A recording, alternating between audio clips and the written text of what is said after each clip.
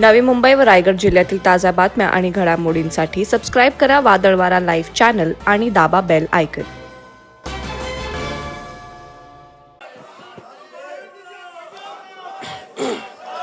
भारत माता की, भारत माता की, वंदे वंदे छत्रपती शिवाजी महाराज की जय भवानी, जय जय जय जय जय भवानी,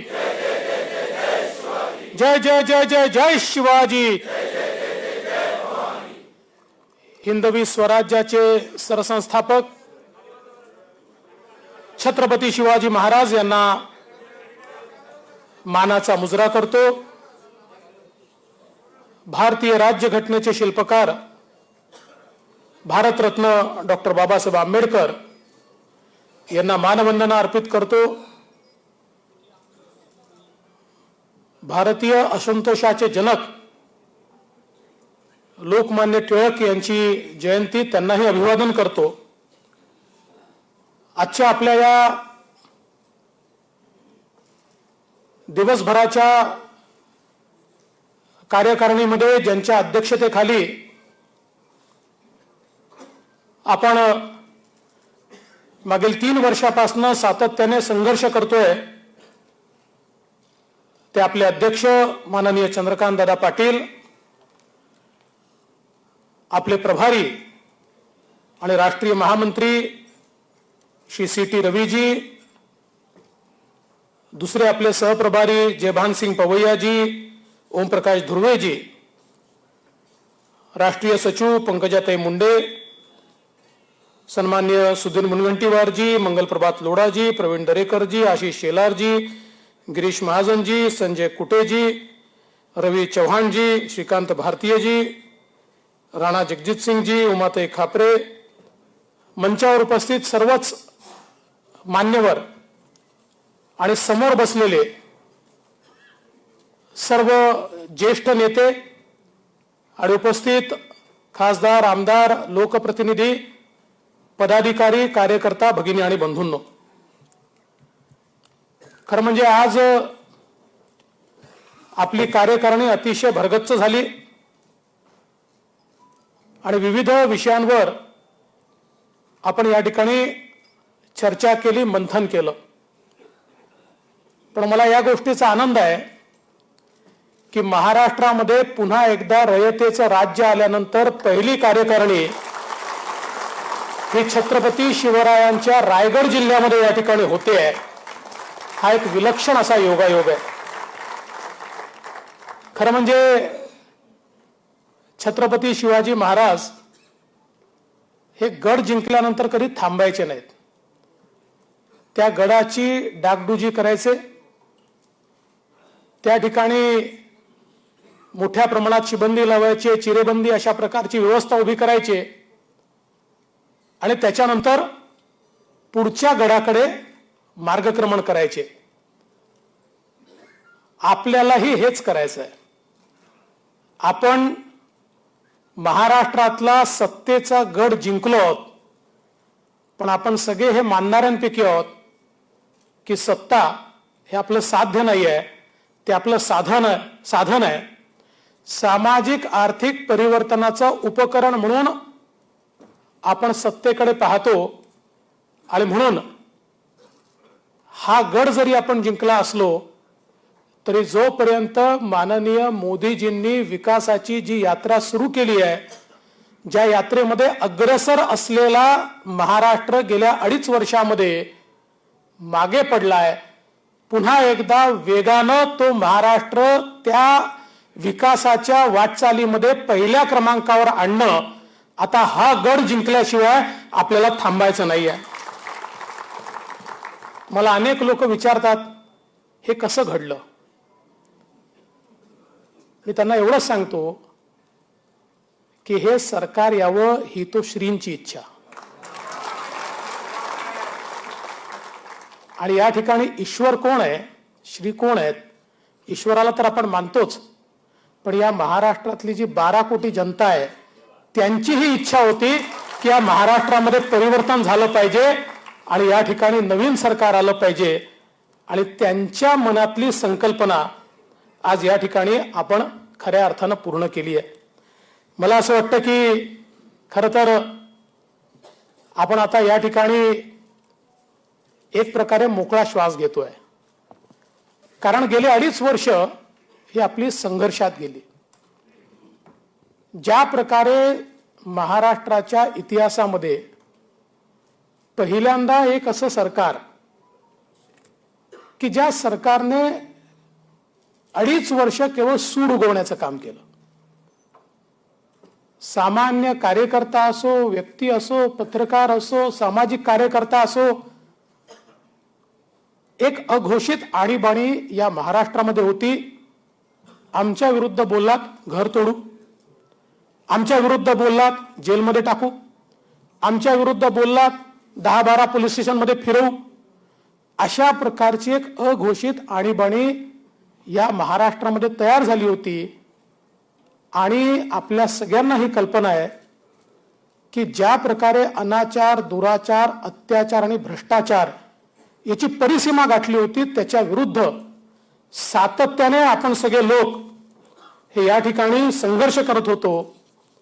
आणि आज मला असं वाटतं की एक खुला श्वास घेत ही बैठक या ठिकाणी होते. पण केवळ तुम्हीच खुला श्वास घेताय असं नाहीये, महाराष्ट्राची जनता ही खुला श्वास घेते.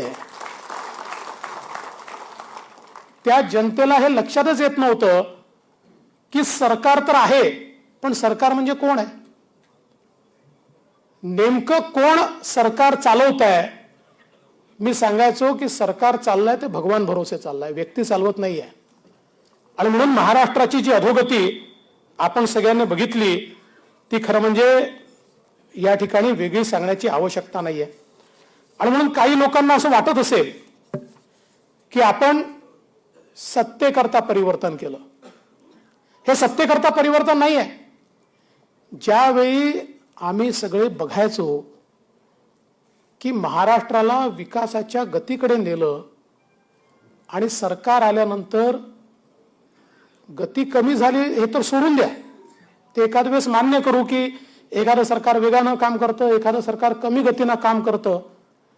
पण प्रगतीचे सगळे कार्यक्रम बंद, ठप्प, सगळ्यांवर स्थगिती, एक प्रकारे जणू काही जे जे चांगलं आहे ते करायचंच नाही आम्हाला. आणि विशेषतः केंद्र सरकारने कोट्यावधी रुपये देऊन विविध क्षेत्रातले जे प्रोजेक्ट सुरू केले होते हे सगळे प्रोजेक्ट बंद करण्याचं काम हे त्या सरकारने केलं. आणि म्हणून मनातनं असं वाटायचं की परिवर्तन आपल्याला खुर्ची पाहिजे म्हणून नाही, खुर्च्या येतात जातात, आपण कधी खुर्चीचा विचारच केला नाही. पण ही जी काही अवस्था दिसत होती ती अवस्था पाहिल्यानंतर असं वाटायचं की कशा करता सरकार आहे. आणि मग आपण पहिल्या दिवशीपासून ही मनात गाठ बांधली की अशा प्रकारे जर सरकार केवळ एकीकडे बदला घ्यायचा आणि दुसरीकडे भ्रष्टाचार करायचा एवढ्या करता सरकार म्हणून हे चालवणार असतील तर यांना एक दिवसही शांत झोपू द्यायचं नाही. आणि मी खरोखर भारतीय जनता पक्षाच्या कार्यकर्त्यांचे आभार मानतो आणि अभिनंदन करतो की आपण 2.5 वर्ष असा लढा दिला. म्हणजे खरं तर अनेक कार्यकर्ते या ठिकाणी असे आहेत, कोणावर 10 केसेस झाल्या, कोणावर 12 झाल्या, कोणावर 20 झाल्या.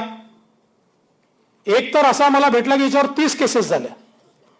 घराबाहेर पाऊल ठेवलं तरी केस होती, पण कोणी घाबरलं नाही. कारण आपण स्वतः करता नाही, खुर्ची करता लढत नव्हतो. आपण या ठिकाणी लढत होतो ते सामान्य माणसाकरता. आणि म्हणून मी या सरकारला सांगितलं होतं, मेरी हिम्मत को परखने की गुस्ताखी मत करना, मेरी हिम्मत को परखने की गुस्ताखी ना करना, पहले भी कई तूफानों का रुख मोड़ चुका हूं मैं.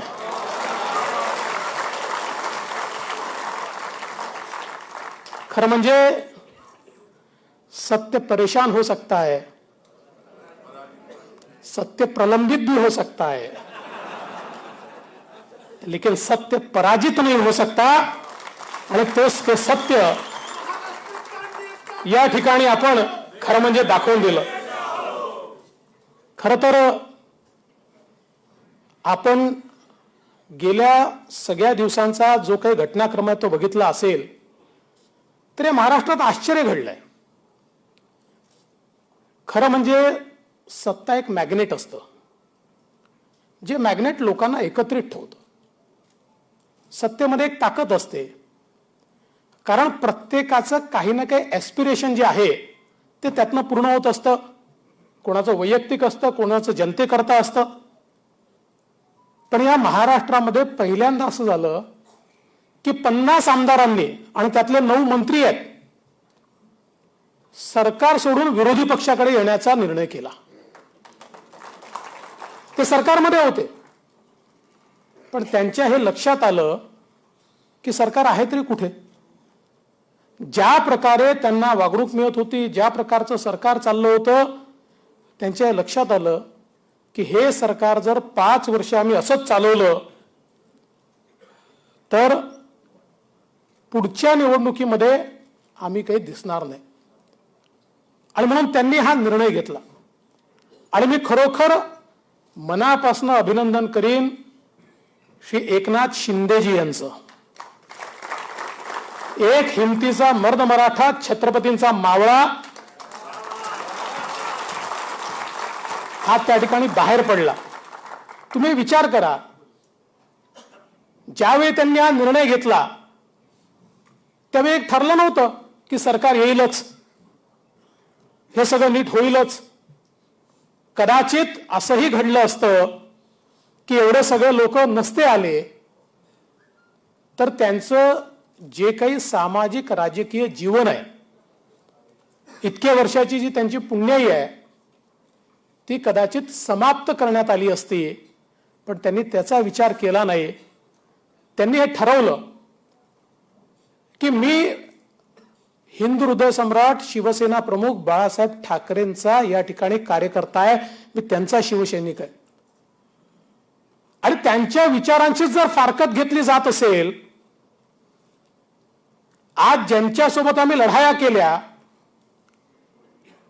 त्यांच्याच अधिपत्याखाली आम्हाला काम करावं लागत असेल, ज्यांच्याबद्दल स्वतः बाळासाहेब ठाकरे असं म्हणाले की या काँग्रेस राष्ट्रवादी काँग्रेस सोबत जाण्याच्या ऐवजी माझ्या पक्षाचं दुकान मी बंद करेन, आज त्यांच्यासोबत जर जावं लागत असेल, ज्यांनी माननीय बाळासाहेब ठाकरेंना अटक करण्याचा प्रयत्न केला त्यांच्यासोबत जर जावं लागत असेल, आणि एवढंच नाही तर स्वातंत्र्यवीर सावरकरांचा रोज अपमान होत असताना तोंड दाबून बुक्क्यांचा मार सहन करायचा, आणि ज्या दाऊदच्या लोकांविरुद्ध इतकी मोठी लढाई भाजप आणि शिवसेनेने उभारली, त्याच्याशी संबंधित म्हणून मंत्री जेलमध्ये जातो, त्याच्या विरुद्ध अक्षर बोलता येत नाही, कारण त्या मंत्र्याला मंत्रिपदावरनं काढण्याची हिंमत नेते दाखवू शकत नाही.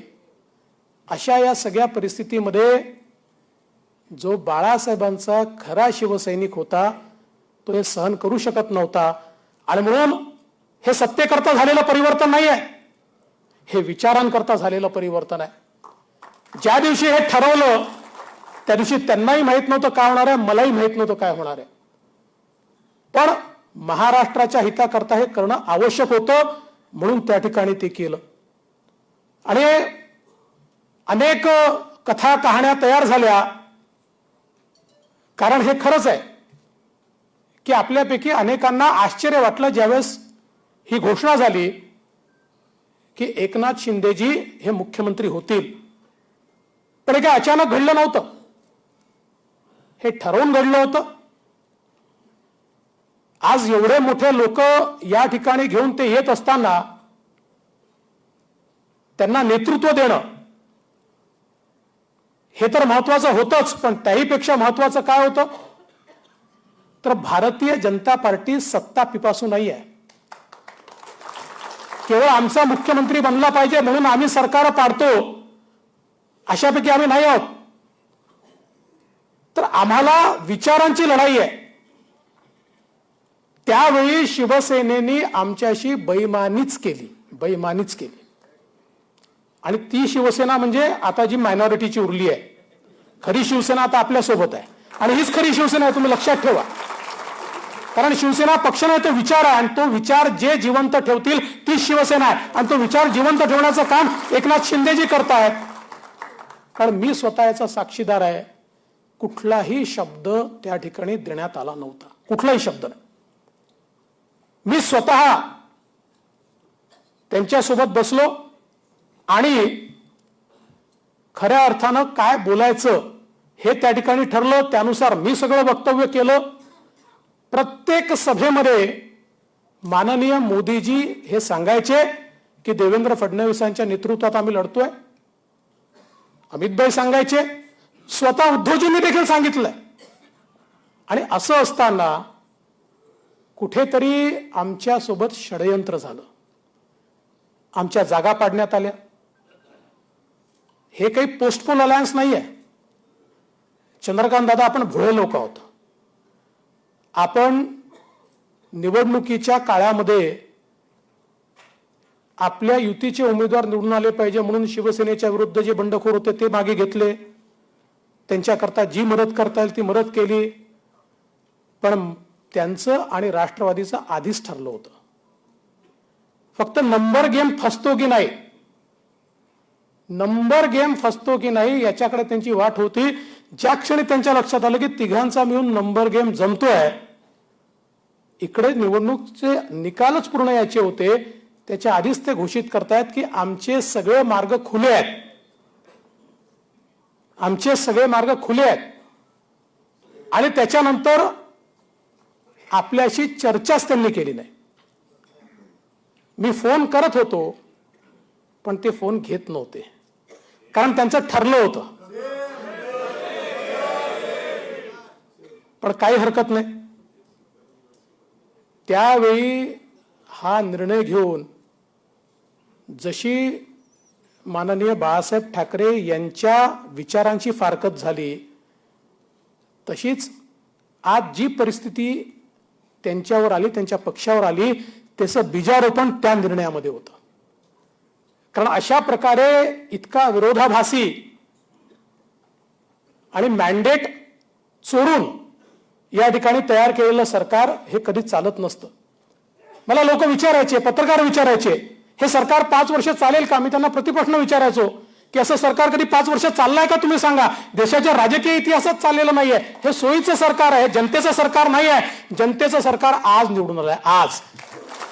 कारण आज भारतीय जनता पार्टी आणि शिवसेनेचं जे सरकार आहे, यांनी राजरोसपणे लोकांसमोर जाऊन युती करून वोट मागितले होते. हे जे शिवसेनेचे 40 आमदार आहेत आणि आम्ही जे 106 आहोत, या सगळ्या लोकांनी एकत्रित वोट मागितले, यांना एकत्रित निवडून दिलं. त्यामुळे खरं नॅचरल सरकार, लोकांनी निवडून दिलेलं सरकार, मॅन्डेटची जी चोरी झाली होती, ती चोरीचा माल पुन्हा एकत्रित आणून आता खऱ्या अर्थानं खरं लोकांच्या मनातलं सरकार हे आज आपण तयार केलेलं आहे. आणि म्हणून खरं म्हणजे या संपूर्ण ही जी काय आपली वाटचाल आहे, या वाटचालीमध्ये मला या गोष्टीचा आनंद अधिक आहे की आता आपला महाराष्ट्र हा वेगानं पुढे जाऊ शकेल. तुम्ही बघा, मगाशी सुधीर भाऊंनी खूप चांगल्या पद्धतीने सांगितलं. त्यांचं जर पहिल्या 30 दिवसाचं रिपोर्ट कार्ड आपण बघितलं तर पहिल्या 30 दिवसामध्ये त्यांच्या रिपोर्ट कार्डमध्ये स्थगितीशिवाय काहीच नव्हतं. याच्यावर स्थगिती, त्याच्यावर स्थगिती, त्याच्यावर स्थगिती, त्याच्यावर स्थगिती, याची चौकशी, त्याची चौकशी, त्याची चौकशी, या व्यतिरिक्त काहीच नव्हतं. पण आपण बघा, आपण या ठिकाणी निवडून आल्यानंतर 24 दिवसामध्ये जलयुक्त शिवार योजना पुन्हा सुरू करायचा निर्णय घेतला. ओबीसीचं आरक्षण पुन्हा आपण बहाल केलं. आरे कारशेडवरची बंदी आपण मागे घेतली. बुलेट ट्रेन मधल्या ज्या अडचणी होत्या त्या आपण दूर केल्या. पेट्रोल डिझेलचे भाव 5 रुपये आणि 3 रुपयांनी आपण कमी केले. औरंगाबादचं नामकरण छत्रपती संभाजीनगर आपण त्या ठिकाणी केलं. उस्मानाबादचं नाव धाराशिव आपण त्या ठिकाणी केलं. नवी मुंबई विमानतळाला त्या ठिकाणी आपण स्वर्गीय दिबा पाटील साहेबांचं नाव दिलं. MMRDA 60,000 कोटी रुपयाचं कर्ज घेऊन त्या ठिकाणी MMR रिजनचा विकास करण्याची मुभा दिली. नगरपंचायत आणि नगरपालिका आणि आपल्या ग्रामपंचायत थेट अध्यक्ष आणि सरपंचाच्या निवडीचा आपण निर्णय घेतला. बाजार समितीमध्ये शेतकऱ्यांना थेट मतदानाचा अधिकार आपण त्या ठिकाणी दिला. आणीबाणीमध्ये जे लोकतंत्र संग्राम सेनानी होते त्यांचं बंद असलेलं पेन्शन पुन्हा आपण सुरू केलं. स्वच्छ महाराष्ट्र अभियानाकरता 12,400 कोटी रुपये आपण त्या ठिकाणी दिले. अमृत अभियानाकरता 27,700 कोटी रुपये आपण दिले. स्मार्ट प्रकल्प जो आपल्या काळात होता ज्याचं नाव बदलून स्वर्गीय माननीय बाळासाहेब ठाकरेंचं नाव दिलं, पण 2 वर्षात एक फुटकी कवडी खर्च केली नाही, त्या प्रकल्पाला मनुष्यबळ देऊन तो प्रकल्प आपण 10,000 गावांमध्ये पुन्हा एकदा त्या ठिकाणी सुरू केला. यासोबत वर्ल्ड बँकेसोबत पुन्हा एकदा त्या ठिकाणी बैठक करून हे जे काही आपलं सातारा, सांगली आणि कोल्हापूरमध्ये जे पुराचं पाणी येतं, जे कर्नाटकच्या हिश्श्याचं नाही, आपल्या हिश्श्याचं नाही, जे पुराचं पाणी आहे, हे पुराचं पाणी दरवेळेस पूर आणतं, याला डायव्हर्जन कॅनल काढून आपल्याला मराठवाड्याकडे कसं नेता येईल या संदर्भातला आपण प्रस्ताव तयार केला आणि वर्ल्ड बँकेची टेंटेटिव्ह मान्यता त्याला त्या ठिकाणी घेतली. एवढंच नाही तर जे वाहून जाणारं पाणी होतं समुद्रामध्ये, ते वाहून जाणारं पाणी गोदावरीच्या खोऱ्यामध्ये आणून मराठवाड्याला दुष्काळमुक्त करायचं आणि तुटीच्या खोऱ्यामध्ये जो नगर जिल्हा, नाशिक आणि जो काही एक वाद आपला मराठवाड्याचा तयार होतो तो वाद नेहमी करता संपायचा, त्याला आपण त्या ठिकाणी मान्यता दिली. वैनगंगा, नळगंगा सारखा प्रस्ताव की ज्यामध्ये 450 किलोमीटर या ठिकाणी टनेल टाकून गोसीखुर्दच्या खालून जे 100 TMC पाणी वाहून जातं, जे कोणाच्या हिश्श्याचं नाही आहे पण ते कोणी वापरू शकत नाही, ते पाणी या टनेलच्या माध्यमातून या ठिकाणी आणून जो काही पश्चिम विदर्भ आणि पूर्व विदर्भातला दुष्काळी एरिया आहे, या दुष्काळी एरियाला पूर्णपणे त्या ठिकाणी दुष्काळमुक्त करण्याच्या संदर्भातला निर्णय हा आपण त्या ठिकाणी घेतला. मग वारकऱ्यांना टोल माफी देण्याचा विषय असेल किंवा वेगवेगळ्या प्रकारचे विषय असतील, अनेक विषय या ठिकाणी आहेत. अगदी 2 वर्षानंतर मोकळा श्वास घेऊन गणेश उत्सव साजरा करण्याचा निर्णय असेल किंवा गोविंदांवर टाकलेले निर्बंध असतील, या सगळ्या गोष्टी आपण निर्णय घेतले आणि म्हणूनच आज कसं आपल्याला खुलं वाटतंय, चांगलं वाटतंय. आम्ही जेव्हा संघात होतो तेव्हा नारा असायचा, आता कसं वाटतंय, छान वाटतंय. पण या 2 सरकारमधला फरक काय आहे? परवा आमच्या शिंदे साहेबांचा सत्कार झाला तर मागच्या सरकारमधले मंत्री असलेले अब्दुल सत्तार असं म्हणाले की पूर्वी राज्यात फक्त लेना बँक होती, आता देना बँक आली आहे. अनुभवातनं त्यांनी त्या ठिकाणी सांगितलं. आणि म्हणून खरं तर आपण जर बघितलं तर मागची सरकार कसं होतं, ते डिफेक्टिव्ह होतं, ते इनॅक्टिव्ह होतं, ते फक्त नरेटिव्ह सरकार होतं. आपण विरोधी पक्षात होतो, आपला विरोधी पक्ष डिटेक्टिव्ह होता. आणि आता सत्ता पक्षात आलो तर आता आपण सुपर ऍक्टिव्ह आहोत. आता 2.5 वर्षाचा बॅकलॉग 1.5 वर्षात भरून काढायचा आहे आणि राज्याला आपल्याला फार मोठ्या प्रमाणात पुढे न्यायचं आहे. आणि मला विश्वास आहे, खरं म्हणजे एक गोष्टीचा उल्लेख या ठिकाणी केला पाहिजे की या सगळ्या संक्रमणाच्या अवस्थेमध्ये विधानमंडळातील आमचे सहकारी असतील किंवा विधानमंडळाबाहेरील आपले नेते असतील, हे अतिशय भक्कमपणे आम्ही सगळे एकजुटीने राहिलो, आपण सगळे एकजुटीने राहिलो. आणि सगळ्यांनी मिळून मला विरोधी पक्षनेता बनवल्यानंतर पूर्ण ताकदीनं दोन्ही सभागृहातले आमदार हे माझ्या पाठीशी उभे राहिले. कोणी निर्णयावर प्रश्नचिन्ह उभं केलं नाही. कोणीही हा निर्णय का होतोय, अस्वस्थता असायची, कारण कोणाला माहितीच नव्हतं काय ऑपरेशन चाललंय किंवा काय होत आहे याची तर मग लोकांना वाटायचं की असे स्वस्त का बसले आहेत, इतकं नालायक सरकार आपल्याला पाहायला मिळत आहे, हे काहीच का करत नाही, यांना काय 5 वर्ष असेच घालवायचे आहेत का, अशी अस्वस्थता अनेकांच्या मनात असायची. काही बोलूनही दाखवायचे की आपण का काही करत नाहीये, आपण का काही करत नाहीये. पण कोणीही निर्णयावर कधी प्रश्नचिन्ह निर्माण केलं नाही. शेवटी लढाई लढायची असेल तर सेनापतीच्या मागे सगळे जेव्हा भक्कमपणे उभे राहतात तेव्हाच लढाई जिंकता येते. आपल्याकडे तीच अवस्था होती. सगळ्यांनी मिळून मला सेनापती केलं होतं, सगळे भक्कमपणे माझ्या पाठीमागे होते आणि तिकडे जे स्वतःहून सेनापती झाले होते त्यांचे सरदार कधी निघून गेले हे देखील त्यांना कळलं नाही, कारण ते त्यांच्या मागे नव्हते, कारण संबंध नव्हता. शेवटी नेत्याचा इतरांची एक कनेक्ट असावा लागतो. हे बघा, केवळ नेतृत्व जे मिळतं, आज आम्ही सगळे मंचावर बसलेले लोक असो, तुम्ही सगळ्यांनी मिळून आम्हाला नेता बनवलाय, पण केवळ तुम्ही आम्हाला एखाद्या पदावर बसवलं या आधारावर आम्ही नेते होत नाही. तुमचा आणि आमचा इमोशनल कनेक्ट काय आहे हा महत्वाचा असतो. आणि जिथे इमोशनल कनेक्ट असतो तिथे अतिशय विपरीत परिस्थितीतही आपली मतं नाही फुटली.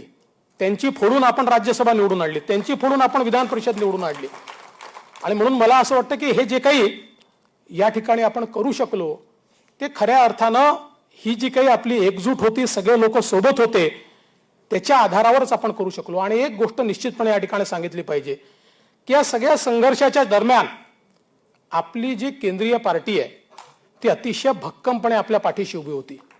आणि विशेषतः आपले माननीय गृहमंत्री अमितभाई शहा यांचा मी विशेष उल्लेख करीन. हिंदीमध्ये जर आपण सांगायचं तर चट्टान की तरह वो पीछे खडे थे, चट्टान की तरह, पहाडासारखे ते आपल्या मागे होते. आपले अध्यक्ष नड्डाजी यांचं मार्गदर्शन होतं.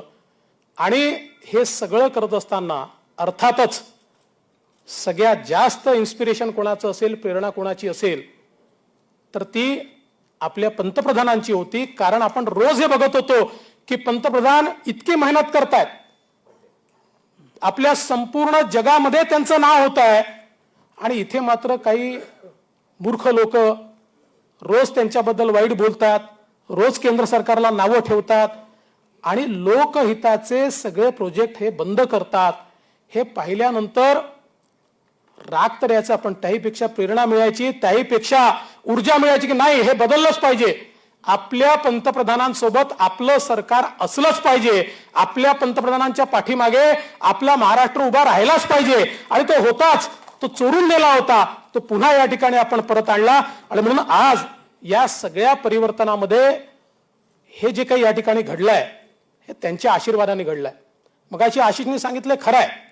मुळामध्ये हे सगळं करत असताना मी हा निर्णय घेतला होता की आपण बाहेर राहून पक्षाचं काम करावं, आणि तशा प्रकारे पूर्ण तयारी देखील केली होती. परंतु ज्येष्ठांनी सांगितलं आणि उपमुख्यमंत्री पदाची शपथ घ्यायला सांगितल्यावर मी तात्काळ उपमुख्यमंत्री पदाची शपथ घेतली. मला असं वाटतं की हा सन्मान आहे. याचं कारण असं आहे, माझ्या नेत्यांनी मला जर सांगितलं असतं की तुझी गरज संपली आहे, घरी जा, तर घरी गेलो असतो. पण त्यांनी असं नाही सांगितलं. त्यांनी मला सांगितलं की सरकार चालवायचं आहे, सरकार चालवण्याकरता तू आतमध्ये असणं आवश्यक आहे. सरकार बाहेरून चालत नाही. सरकार हे अनकॉन्स्टिट्युशनल किंवा एक्स्ट्रा कॉन्स्टिट्युशनल अथॉरिटी बनवून चालवता येत नाही. सरकार सरकारमध्ये राहूनच चालवावं लागतं. त्यामुळे आमची इच्छा आहे, मला असं वाटतं की एवढा मोठा सन्मान हा या ठिकाणी माझ्या नेत्यांनी मला दिला. आणि खरं म्हणजे माननीय नड्डाजींसारख्या आपल्या अध्यक्षांनी त्या ठिकाणी सांगणं की आम्ही देवेंद्रजीला विनंती केली आणि आदेश दिलाय की त्यांनी गेलं पाहिजे. आणि माननीय अमितभाई असतील किंवा माननीय पंतप्रधान असतील यांनी ज्या भावना व्यक्त केल्या, मला असं वाटतं की त्या भावना वाचल्यानंतर किंवा त्या पाहिल्यानंतर मला तर माझ्या जीवनात कृतकृत्य झाल्यासारखं वाटलं. कारण एका कार्यकर्त्याला त्याच्या नेत्यांकडनं अशा प्रकारे भावना मिळणं यापेक्षा जीवनात अजून मोठं काय असू शकतं. आणि म्हणून मला असं वाटतं की एक प्रकारे हा फार मोठा सन्मान आहे. आणि एकनाथराव शिंदे हे आपले नेते आहेत.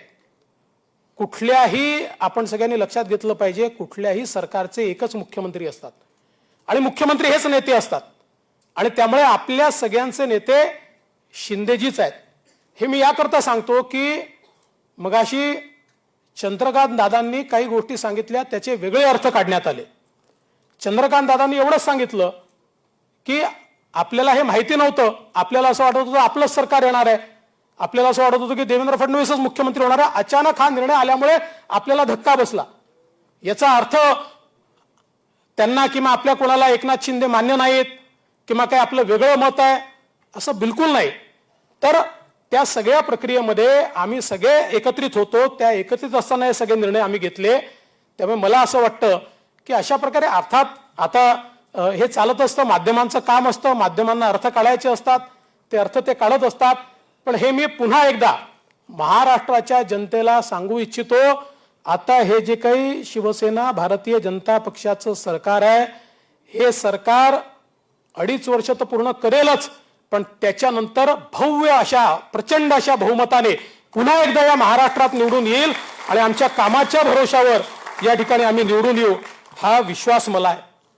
आणि म्हणून खरं तर मला या गोष्टीचा आनंद आहे की आज एक खरं हिंदुत्ववादी सरकार आलंय. छद्म हिंदुत्ववादी नाही, हे खरं हिंदुत्ववादी सरकार आहे. आणि आमची हिंदुत्वाची व्याख्या अगदी स्पष्ट आहे. हिंदुत्व आमचा राष्ट्रवाद आहे, तो आमचा प्राण आहे, तो आमचा श्वास आहे. आणि आमच्या हिंदुत्वात प्रत्येकाला जागा आहे. हे हिंदुत्व कुठल्याही जातीच्या पलीकडे आहे, धर्माच्या पलीकडे आहे, पूजा पद्धतीच्या पलीकडे आहे.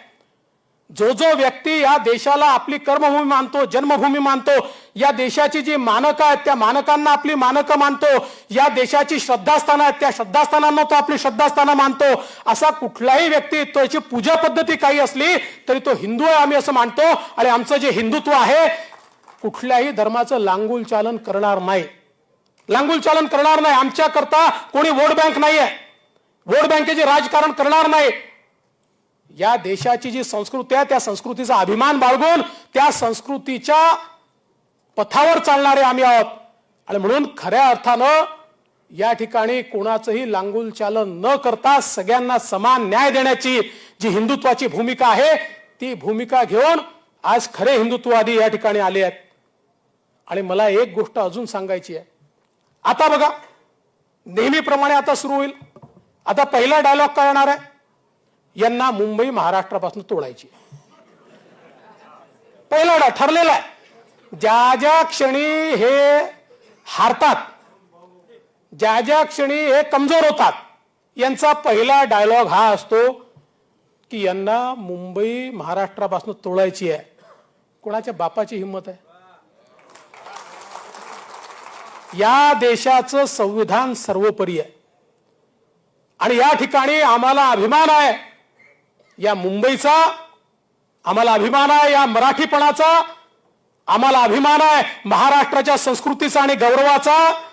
आणि मी हे मागेही सांगितलं, मी प्रत्येक वेळेस सांगत होतो, तुमच्यावर अन्याय झाला म्हणजे महाराष्ट्रावर अन्याय नाही, तुमच्यावर अन्याय झाला म्हणजे मुंबईवर अन्याय नाही. तुमच्या विरोधात एखादी गोष्ट केली म्हणजे तो राष्ट्रद्रोह महाराष्ट्रद्रोह नाही. अरे तुम्ही चुका कराल, भ्रष्टाचार कराल आणि भ्रष्टाचार केल्यावर तुमच्यावर कारवाई झाली तर महाराष्ट्रद्रोह म्हणजे तुम्हाला लायसन्स द्यायचा, लुटत राहा, असं होत नाही. त्यामुळे आज एक गोष्ट निश्चितपणे मी सांगू इच्छितो, होय आम्हीच हिंदुत्ववादी, होयच आम्हीच मराठी माणसाकरता लढणारे, होयच आम्हीच महाराष्ट्राकरता लढणारे, होय आम्ही मराठी माणसाकरता लढणारे. या महाराष्ट्रामध्ये हे जे शिवसेना भारतीय जनता पार्टी युतीचं सरकार आहे, मराठी माणसाच्या हक्काकरता हे सरकार कुठल्याही स्तराला जाऊन लढल्याशिवाय राहणार नाही, हे आज या ठिकाणी मी सांगू इच्छितो. आम्ही कधी भाषेच्या आधारावर डिस्क्रिमिनेशन नाही केलं, करण्याचं कारणही नाही आहे. आणि क्षेत्रीय अस्मिता हे भारतीय जनता पक्षाचं धोरण आहे. आम्ही कधी क्षेत्रीय अस्मितेला नाकारलं नाहीये. आणि आज तर खरा बाळासाहेबांचा विचार घेतलेली शिवसेना आमच्या सोबत आहे. मग जर खरा बाळासाहेबांचा विचार घेतलेली शिवसेना आमच्या सोबत असेल तर मराठी माणसाचं कल्याणच होईल, महाराष्ट्राचं कल्याणच होईल. या ठिकाणी कुठला दुसरा विचार येण्याचं कारणच नाहीये. आणि म्हणून मला असं वाटतं की येत्या काळामध्ये अशा प्रकारचे नरेटिव्ह टाकण्याचा कार्यक्रम मोठ्या प्रमाणात येईल. तसे 9 वाजता बोलणारे अलीकडच्या काळात कमी बोलायला लागले. कारण काय मला माहित नाही.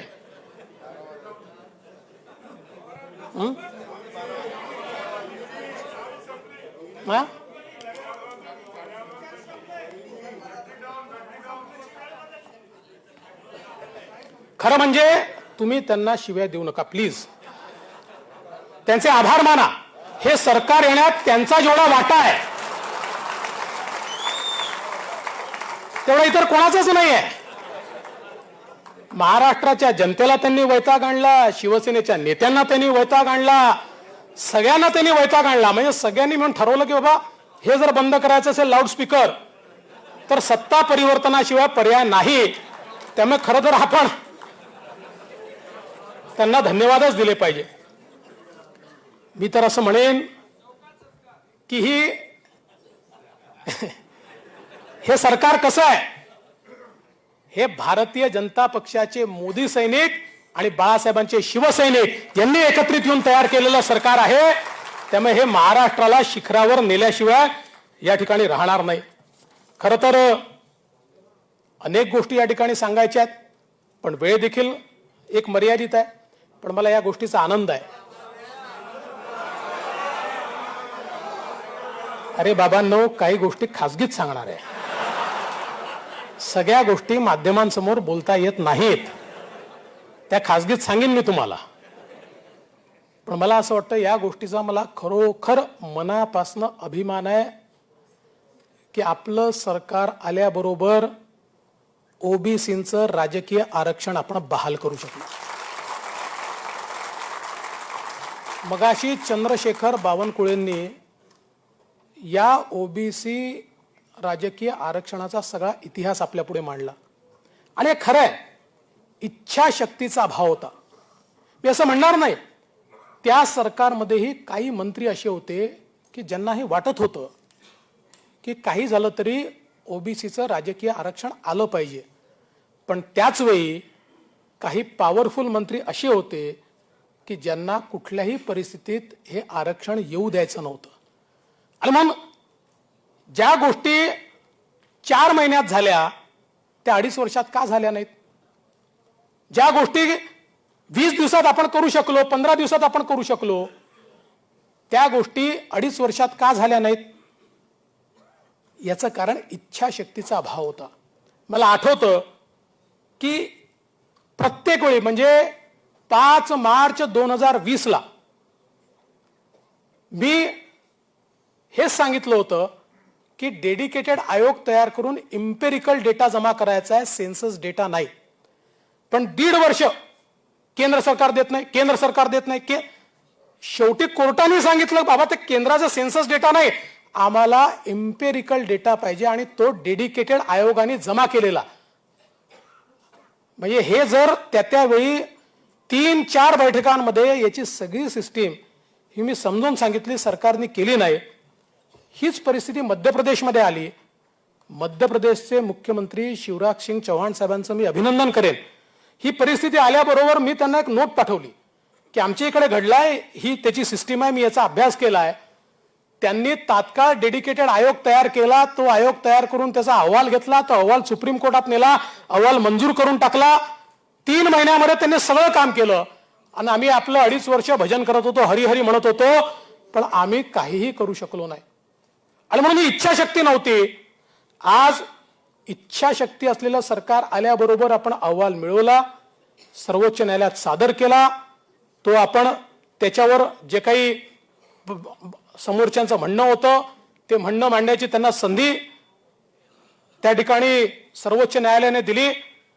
आणि श्री तुषार मेहता जे देशाचे सॉलिसिटर जनरल आहेत, मी आणि शिंदे साहेब आम्ही दोघे त्यांच्याकडे गेलो. आम्ही त्यांना सांगितलं की मध्य प्रदेशची केस तुम्ही त्या ठिकाणी लढला होतात, त्यामुळे तुम्ही आमची केस लढली पाहिजे.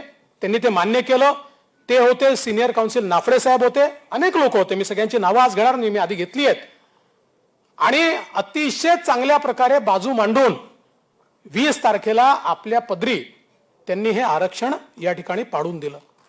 आता हे खरं आहे की 3-4 जिल्ह्यांचा प्रश्न अजून आहे, कारण सर्वोच्च न्यायालयाने 50% मर्यादा ओलांडू नका सांगितलं. पण नंदुरबार सारखा जिल्हा आहे जिथे SC ST ची लोकसंख्या 66% आहे आणि ती 66% असल्यामुळे त्या ठिकाणी 50%च्या आत ओबीसी करता जागा उरत नाही. याकरता विधी तज्ञांचे मतं घेऊन त्यात काय मार्ग काढता येईल ते आपण बघू. शेवटी रिप्रेझेंटेशन पाहिजे. रिप्रेझेंटेशन जर नसेल तर कुठला ना कुठला मार्ग हा त्या ठिकाणी आपल्याला काढावा लागेल.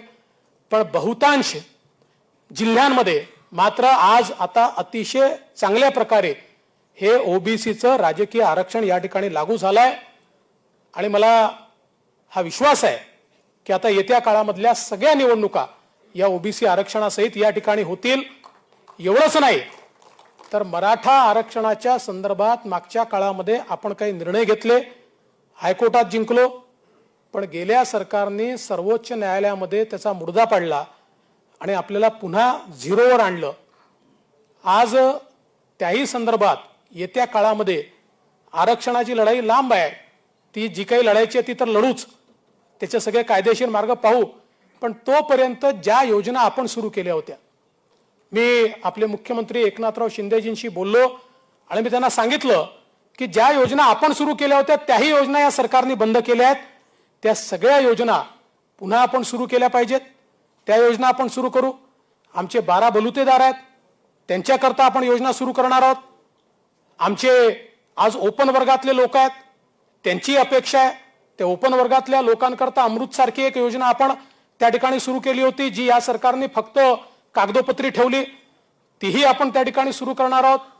आणि अर्थातच आपला अजेंडाच गरीब कल्याणाचा आहे. मागासवर्गीय असतील, शेड्यूल ट्राईब असतील, यांच्या योजना इफेक्टिव्हली राबवून समाजाच्या प्रत्येक घटकापर्यंत त्या ठिकाणी पोहोचण्याचं काम हे आपलं नवं सरकार हे निश्चितपणे या ठिकाणी करेल, हा मला विश्वास आहे. आणि म्हणून खरं तर मी आज या निमित्ताने एवढंच सांगू इच्छितो की नवीन सरकार आलं आहे, पण आपल्यासमोर निश्चितपणे आव्हानं देखील मोठी आहेत. आता नुकतंच अतिवृष्टी झाली. काही जिल्ह्यांमध्ये अतिवृष्टीमुळे खूप मोठ्या प्रमाणात त्या ठिकाणी पाऊस झाला. त्या शेतकऱ्यांना आपल्याला मदत द्यावी लागेल. तात्काळ तिथले पंचनामे करायला आम्ही सांगितलं. मी स्वतः गेलो, काही ठिकाणी मुख्यमंत्री गेले, तिथली परिस्थिती आम्ही समजून घेतली. आणि आता ज्या प्रकारे राणा जगजितसिंगजींनी सांगितलं की सरकारने लक्ष घातलं तर परिणाम होऊ शकतो. सरकारनेच लक्ष घातलं नाही म्हणजे आपल्या काळामध्ये 15-16 हजार कोटी रुपयाचा विमा आपण मिळवून दिला आणि इथे मात्र 5-7-8 हजार कोटी रुपयाचा फायदा हा विमा कंपन्यांना मागच्या सरकारने मिळवून दिला. कारण सरकारचं लक्षच नव्हतं, त्या ठिकाणी काय चाललंय कोणाला माहिती नव्हतं. त्यामुळे त्या शेतकऱ्याला देखील मोठ्या प्रमाणात आपल्याला मेहनत करावी लागेल, त्यांच्याकरता देखील आपल्याला काम करावं लागेल. पण एक गोष्ट अजून या निमित्ताने मी तुम्हाला या ठिकाणी विनंती करणार आहे. सरकार आल्यानंतर निश्चित अपेक्षा आपल्याही वाढतात, पण पुढच्या 2.5 वर्षामध्ये काही ना काही प्रमाणात अपेक्षा पूर्ण होतील. पण आपण ज्या प्रकारे हे सरकार तयार केलं आहे, आज हे काही केवळ भारतीय जनता पक्षाचं सरकार नाही आहे, शिवसेना भारतीय जनता पार्टी युतीचं सरकार आहे. त्यामुळे त्यांनाही पूर्णपणे सोबत घेऊन आपल्याला हे सरकार चालवायचं आहे. त्यामुळे सगळ्यांच्या सगळ्याच अपेक्षा पूर्ण होतील असं या ठिकाणी म्हणणं योग्य होणार नाही. मी तर तुम्हाला ही विनंती करणार आहे की पुढच्या 2.5 वर्षामध्ये कमीत कमी अपेक्षा ठेवून एक भव्य मेजॉरिटीचं सरकार पुन्हा एकदा आपल्याला कसं आणता येईल याकडे आपण अधिक लक्ष दिलं पाहिजे. आता खरं म्हणजे विधान परिषदेचे 12 आमदार आहेत. हा 13 वेगळा, मी 12चा बोलतोय. आता या 12 आमदाराकरता एलिजिबल 200 लोक तर या सभागृहात आहेत आणि 1200 लोक हे आतापर्यंत मला बायोडाटा देऊन गेले आहेत. पण जे काही नियमात असेल त्या नियमाचं पालन करून राज्यपालांचं सॅटिस्फॅक्शन झालं पाहिजे, तशा प्रकारचं सगळं त्या सगळ्या नियमांचा विचार करून जो काही निर्णय होईल शेवटी आपल्या पक्षामध्ये एक निर्णय, आपल्याला त्यातल्या काही जागा शिवसेनेला द्याव्या लागतील, काही जागा आपल्याला मिळतील. म्हणजे सुचवायचं आपल्याला, म्हणजे आपण जे सुचवत्या होतील आणि आपल्याकडे जी पद्धत आहे त्या पद्धतीप्रमाणे आपल्यापैकी अनेकाला वाटेल की याला घेतलं, माझ्यात काय कमतरता होती, मी तर एवढं काम केलं. वाटणं साहजिक आहे, कारण प्रत्येक जण काम खूप करतो, संघर्ष प्रत्येकाने केलाय. पण शेवटी एका वेळी सगळ्यांना काही सगळ्या गोष्टी देता येत नाहीत.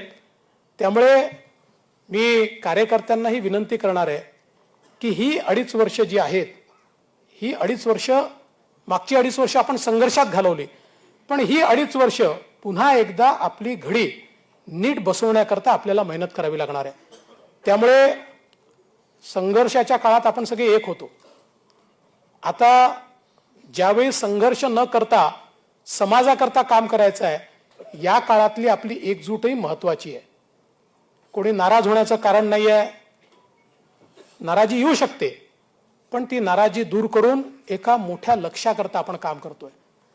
आपण सगळे जे भारतीय जनता पक्षामध्ये कामाला आलेलो आहोत, आपल्यापैकी कोणीही केवळ सत्ता मिळवण्याकरता आलेलं नाहीये. आणि जेव्हा विचार संपतो तेव्हा पक्ष संपतात. आपण बघा, जे पक्ष विचारांकरता जोवर चालले तोवर ते पक्ष चालले. ज्या क्षणी विचारांच्या ऐवजी केवळ सत्ता लोलुपते पक्ष झाले त्यावेळी ते पक्ष संपले. ज्यावेळी केवळ एकाधिकारशाही पक्षामध्ये झाली, ज्यावेळेस केवळ घराणेशाही पक्षामध्ये झाली, त्यावेळी ते पक्ष संपले. आज भारतीय जनता पक्ष याकरता जिवंत आहे की भारतीय जनता पक्षामध्ये सामान्यातला सामान्य कार्यकर्ता प्रदेशाचा अध्यक्ष होऊ शकतो, देशाचा अध्यक्ष होऊ शकतो, देशाचे पंतप्रधान होऊ शकतात. कारण आपण घराणेशाही मानणारी पार्टी नाही आहोत, कोणाचा कब्जा नाही आहे, कोणाची प्रायव्हेट लिमिटेड ही पार्टी नाही आहे. एखाद्या नेत्याच्या मुलाने मुलीने राजकारणात यावं याला आपल्या पक्षात नाही आहे, पण तो अधिकार कोणाचा नाही आहे, पक्षावर अधिकार कोणाचा नाही आहे. म्हणजे याच्यानंतर याला दिलंच पाहिजे अशा प्रकारचा कुठलाही अधिकार भारतीय जनता पक्षामध्ये नाही आहे. त्यामुळे प्रत्येकाला आपल्या मेहनतीच्या आधारावर या ठिकाणी पुढे यायचं आहे. आज अनेक लोक तशा प्रकारे आपल्या पक्षामध्ये पुढे येत आहेत आणि म्हणून मला असं वाटतं की ज्या क्षणी आपण विचार सोडून केवळ सत्तेच्या पाठीमागे लागू त्या दिवशी भारतीय जनता पक्षाचाही ऱ्हास व्हायला वेळ लागणार नाही. आणि म्हणून विचाराने कार्य करणाऱ्या कार्यकर्त्यांना त्यागाची भूमिकाही सोसावी लागते. अनेक लोक नंतर मला विचारतील, त्याग आम्हीच करायचा का? कोणाला तरी करावाच लागेल, कोणाला तरी करावाच लागेल. त्यामुळे मला असं वाटतं की ही जी परंपरा आपल्याकडे आहे, ही परंपरा कुठल्याही परिस्थितीमध्ये आपल्याला पुढे घेऊन जायची आहे. मी आपल्याला एवढंच आश्वस्त करू इच्छितो की एक अतिशय चांगलं, स्वच्छ, प्रामाणिक, लोकाभिमुख सरकार देण्याचा आम्ही प्रयत्न करणार आहोत. ज्या जनतेच्या समस्या आहेत, ज्या आशा आकांक्षा अपेक्षा आहेत, मला याची कल्पना आहे की 2.5 वर्षात सगळं होऊ शकत नाही, पण जे जे होऊ शकतं ते आम्ही स्वच्छ मनाने या ठिकाणी करण्याचं काम करू. आणि मला या गोष्टीचा आनंद आहे की एकनाथराव शिंदे हे देखील 24/7 काम करणारे नेते आहेत. त्यामुळे आता राज्याला जे काही या ठिकाणी सरकार आहे, हे सरकार उपलब्ध असलेलं सरकार आहे. हे बंदिस्त सरकार नाही आहे, हे खुलं सरकार आहे. कोणी भेटू शकतं, कोणी बोलू शकतं, कोणी आपलं या ठिकाणी म्हणणं मांडू शकतं. आता आमचे पत्रकार रोज मला विचारतात की एक्सपान्शन कधी होणार आहे, मंत्रिमंडळाचा विस्तार कधी होणार आहे. मी त्यांनाही सांगू इच्छितो की होणारच आहे. आम्ही 2 जण मिळून किती दिवस चालवणार आहे.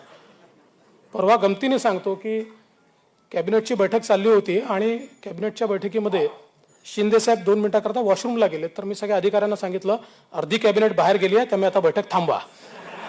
अशी कॅबिनेट चालवायची नाही आहे, एक्सपान्शन ही होणार आहे. आता हे खरंच आहे की आपल्या पक्षामध्ये या एक्सपान्शनमध्ये येऊ शकतील असे एलिजिबल नेते पण खूप आहेतच, कारण मोठा पक्ष आहे आणि एक्सपिरियन्स असलेले चांगले चांगले लोक आहेत. अनेक म्हणजे काही तर असे आमदार आहेत की जे मंत्री झाले नाहीत पण ज्यांनी आपली चुणूक दाखवली आहे. त्यामुळे सगळ्यांचा विचार करावा लागेल, पण सगळ्यांचा विचार करण्या एवढ्या सीटाच नाही आहेत. त्यामुळे तिथेही काही ना काही ऍडजस्टमेंट जी आहे ते आपल्याला करावी लागेल. पण मला विश्वास आहे की जो निर्णय आपला पक्ष घेईल त्या निर्णयाच्या पाठीशी सगळे लोक निश्चितपणे या ठिकाणी उभे राहतील. आणि म्हणून मी पुन्हा एकदा तुम्हाला विश्वास देतो की हे सरकार मोदीजींच्या सोबत खांद्याला खांदा लावून त्यांच्या पाठीशी उभं राहून या महाराष्ट्राला पहिल्या क्रमांकाचं राज्य बनवल्याशिवाय या ठिकाणी थांबणार नाही. मी जाता आता एवढंच सांगेन, हम नई चेतना की धारा, हम अंधियारे में उजियारा, हम उस बहार के झोंके हैं जो हर ले सबका दुख सारा. जीना है शूल मिले तो क्या, पथ में अंगार जले तो क्या, जीवन में कहां विराम है, बढ़ना यही तो अपना काम है. साथ साथ बढ़ेंगे, एक साथ बढ़ेंगे, सबको साथ में लेकर बढ़ेंगे, महाराष्ट्र को लेकर बढ़ेंगे, महाराष्ट्राला पहिल्या क्रमांकाचं राज्य बनवू एवढाच संकल्प आज सांगतो आणि माझं बोलणं संपवतो. जाता जाता जे कार्यक्रम सांगितले आहेत, हर घर झेंडा, आपलं विसरायचं नाही. बूथमध्ये जायचं आहे, झेंडा लावायचा आहे. जे कार्यक्रम सांगितले ते सगळे आपण पूर्ण करू एवढाच विश्वास देऊन माझे 2 शब्द संपवतो. जय हिंद, जय महाराष्ट्र. नवी मुंबई व रायगड जिल्ह्यातील ताज्या बातम्या आणि घडामोडींसाठी सबस्क्राईब करा वादळवारा लाईव्ह चॅनल आणि दाबा बेल आयकन.